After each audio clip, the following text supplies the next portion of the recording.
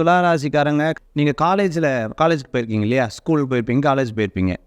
ஒருத்தர் மட்டும் வித்தியாசமாக இருக்கிறத பார்த்துருப்பீங்க. பார்த்தீங்கன்னா நல்லா படிச்சுக்கிட்டு அப்படியே பர்ஃபெக்டாக தன்னுடைய வேலையில் எடுத்து பண்ணிட்டு, பெண்ணை யாருக்கும் கொடுக்காம, தன்னுடைய எந்த பொருளும் யார்ட்டையும் டச் பண்ண விடாமல் ஒரு யூனிக்காக இருக்காங்க பார்த்துருப்பீங்கள. அந்த மாதிரி தான் துளாராசி. துளாராசியை பொறுத்தளவுக்கு யூனிக்னஸ் ஜாஸ்தி. ஒரு தனிப்பட்ட ஒரு மைண்டு இவன் கணிக்கவே முடியாது. நான் 12 ராசியில் தனி ராசின்னு சொல்கிறேன். 12 ராசியில் தனி கேரக்டர் இருக்குது.